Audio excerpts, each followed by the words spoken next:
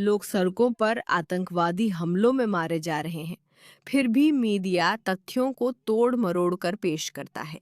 मेरा मतलब है, बर्लिन में एक इस्लामवादी ने जर्मनी के सबसे बड़े गे प्राइड इवेंट में गाली घुसा दी, फिर भी मीडिया इसे तोड़ मरोड़ कर दिखा रही है। इस बार न्यूयॉर्क टाइम्स दावा कर रहा है कि एक कार पार्क में घुस गई, जैसे कार के पीछे कोई इंसान ही नहीं था। नहीं, ये कोई ऐसा व्यक्ति नहीं था जिसकी कट्टर सोच थी और जिसने तय किया कि एलजीबीटीक्यू लोग समस्या है और उन्हें नहीं होना चाहिए। ये सिर्फ एक कार थी, जैसे कोई गलती हो गई। भगवान का धन्यवाद। धन्यवाद न्यूयॉर्क टाइम्स, आपकी ईमानदार और सटीक रिपोर्टिंग के लिए। हमें उस कार के चरमपंथी मजहब से लड़ना चाहिए जिसने कार को एलजीबीटीक्यू परेड में घुसाया। कारें खुद शांतिपूर्ण होती हैं, वे ऑनलाइन खुद ही कट्टरपंथी बन जाते हैं, लेकिन उन्हें बस वाहन चरमपंथी कहा जाता है। और अभी जो कुछ भी हो रहा है, खासकर बर्लिन की इस घटना के साथ, और आप में से जिन लोगों ने अभी तक ये चौंकाने वाली खबर नहीं सुनी है, बर्लिन प्राइड के संदिग्ध को पुलिस ने गोली मार दी जब उसे पकड़ने के लिए तलाश अभियान चलाया गया। फिर से, ये मेरे लिए अविश्वसनीय है। बर्लिन प्राइड हमले का संदिग्ध। इस आदमी के बारे में कुछ भी नहीं बताया गया है कि वो कौन है, और हमें पता है कि ये आदमी कौन है। वो एक इस्लामवादी था, वो जर्मनी में था। वो वहां जाकर जर्मनी की उन बातों को नष्ट करना चाहता था जिनके लिए जर्मनी जाना जाता है, यानी आजादी और ये विश्वास कि लोगों को अपनी पहचान और अपने तरीके से जश्न मनाने का अधिकार है। लेकिन वे लोग इसी के बारे में बात नहीं कर रहे हैं। उसने फिर वहां घुसकर हमला किया। मेरा मतलब है, इसका वीडियो बहुत ही ग्राफिक है, लेकिन चलिए इसे एक सेकंड के लिए समझते हैं। तो इस समलैंगिक प्राइड एलजीबीटीक्यू कार्यक्रम में बहुत सारे लोग हैं और कार सीधे उनमें घुस जाती है।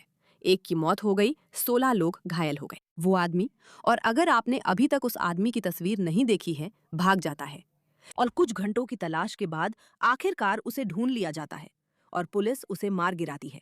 शायद इसलिए क्योंकि कार्यक्रम में किसी तरह की हिंसा हुई थी और पुलिस को उसे खत्म करना जरूरी था। तो ये रहा वो आदमी, ठीक है? यही है वो। और मैं उसका नाम भी नहीं लूंगी क्योंकि उसका नाम लेना भी जरूरी नहीं है, लेकिन यही है वो। और आप उसके बारे में थोड़ा सा सुनकर हैरान और डर जाएंगे। पुलिस ने जिस संदिग्ध का नाम बताया वही व्यक्ति है।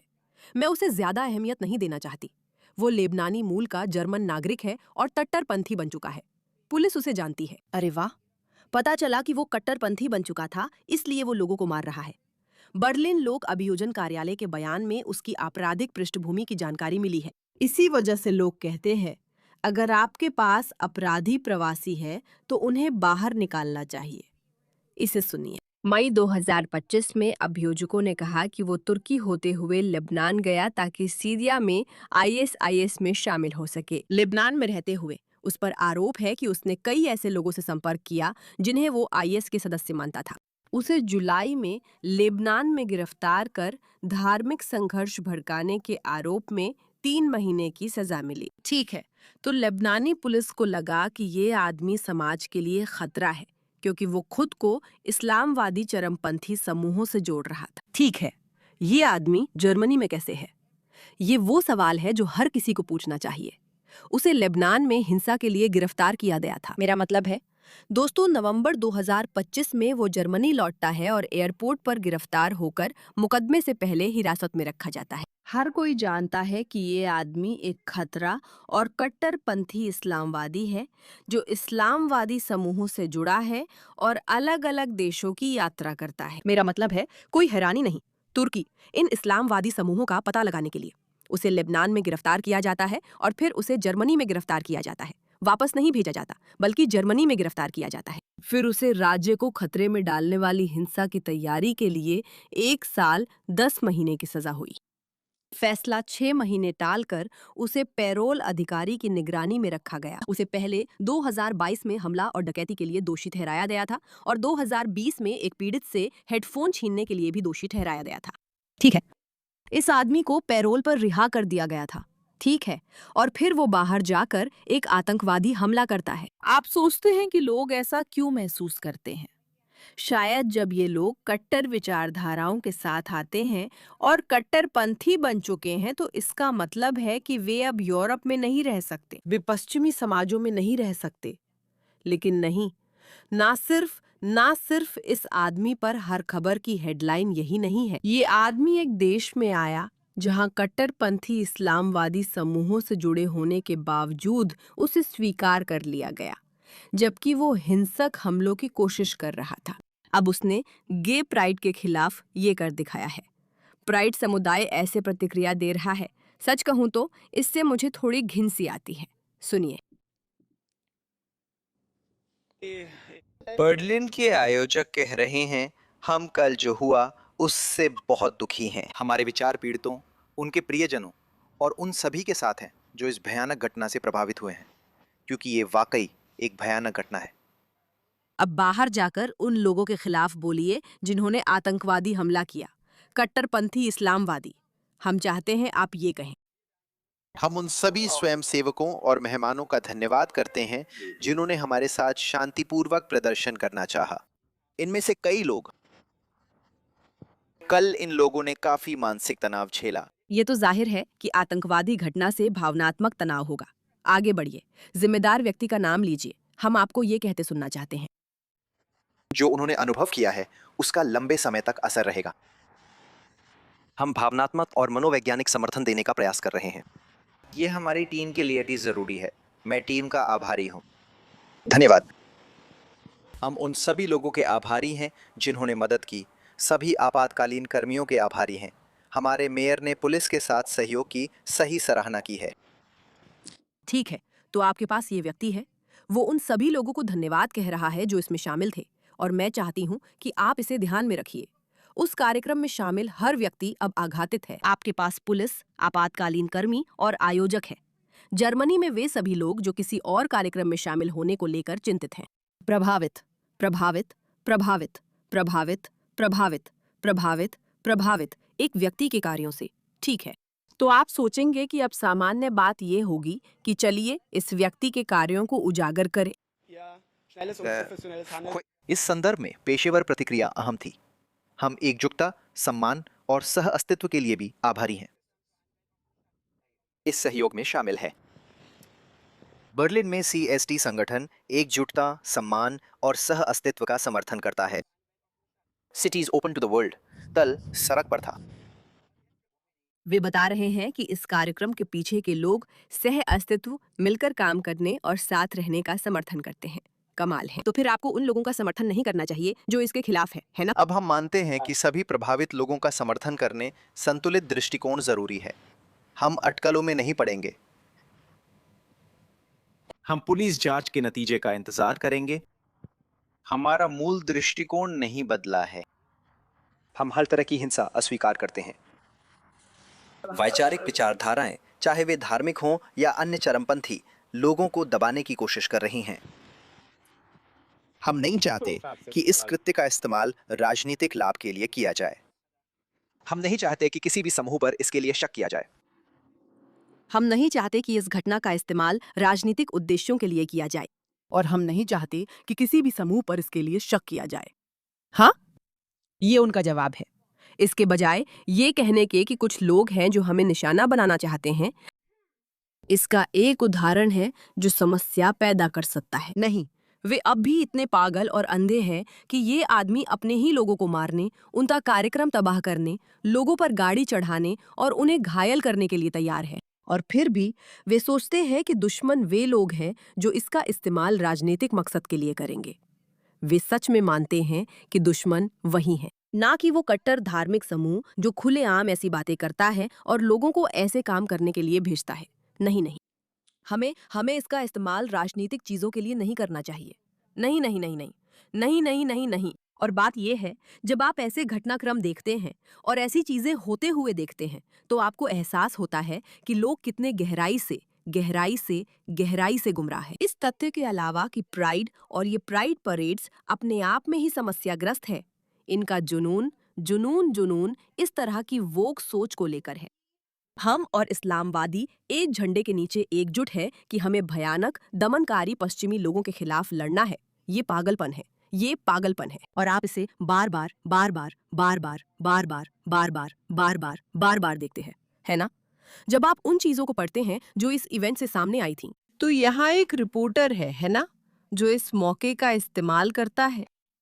ये जर्मनी में है और जर्मन भाषा में है, जिसे हम में से कई लोग समझ सकते हैं।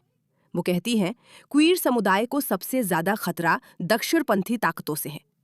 कुछ कट्टरपंथी इस्लामवादी आतंकवादी हमला करते हैं, फिर भी इसे ऐसे पेश किया जाता है जैसे असली समस्या दक्षिणपंथी या गोरे लोग हो। बार बार, बार बार, बार बार, बार बार, यही पागल पागल पागल विचारधारा। ये वीडियो सुनिए। खबरों के मुताबिक एक आदमी एक कार में घुस गया। Mann in einem Auto. क्या आप जानते हैं वो क्या कह रही हैं?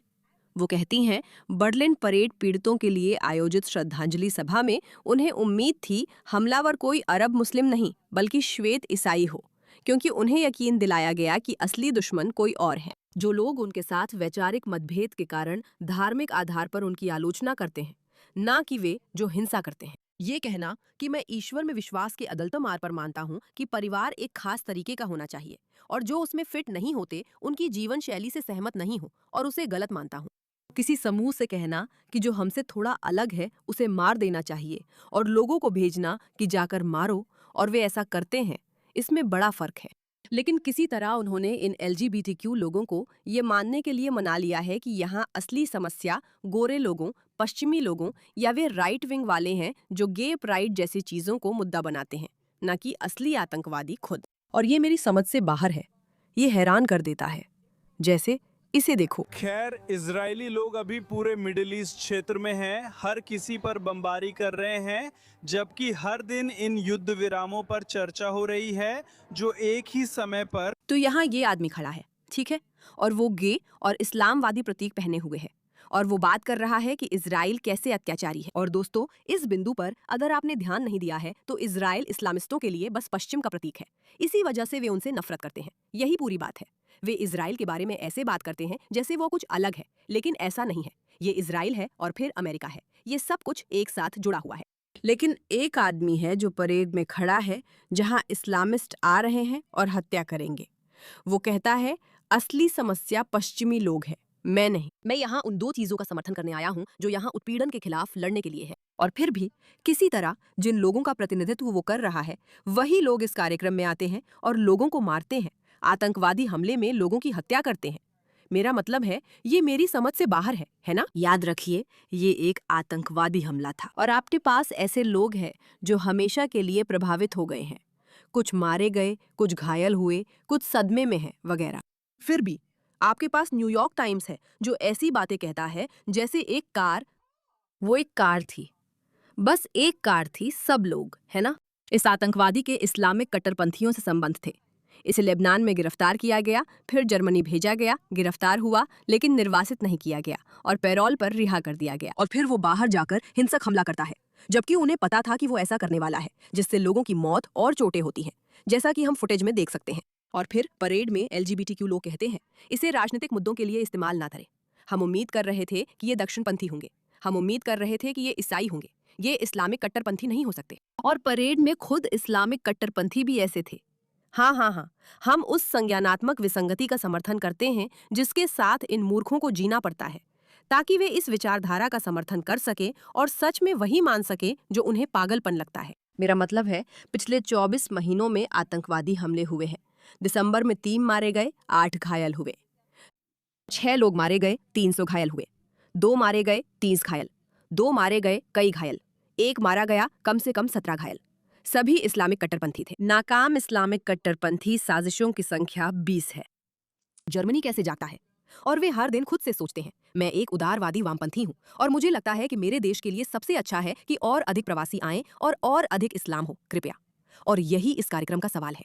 उन्होंने हमें कहा था कि इस कार्यक्रम को राजनीतिक मत बनाओ। बिल्कुल, आपको इस कार्यक्रम को राजनीतिक बनाना ही पड़ेगा, क्योंकि जब आप इसे देखते हैं तो आप सारी संज्ञानात्मक असंगति वहीं देख सकते हैं। मीडिया कहती है कि ये एक कार है और ये कोई व्यक्ति नहीं है और इसके बारे में सही से बात भी नहीं कर रही है। उन्होंने ये बात दबा दी कि ये व्यक्ति कौन था। प्राइड वाले बोले, ये राजनीतिक नहीं होना चाहिए। वे चाहते थे कि वो दक्षिणपंथी हो ताकि उनकी कहानी फिट हो सके। वे नहीं समझ पा रहे हैं कि वे गलत हैं। दूसरों की आज़ादी के सबसे बड़े दुश्मन शरिया कानून पसंद करने वाले हैं। ये आसान और सीधा है, इसमें कोई जटिलता नहीं। और दोस्तों, इस मुद्दे पर ध्यान देने के लिए धन्यवाद। बस आपकी जानकारी के लिए हमारे पास एक बहुत ही रोमांचक घोषणा है। और अगर आपने अभी तक हमारे चैनल को सब्सक्राइब नहीं किया है तो हम पुशबैक का 1 साल पूरा करने जा रहे हैं और हम यहाँ मौजूद हर एक व्यक्ति के बहुत आभारी हैं।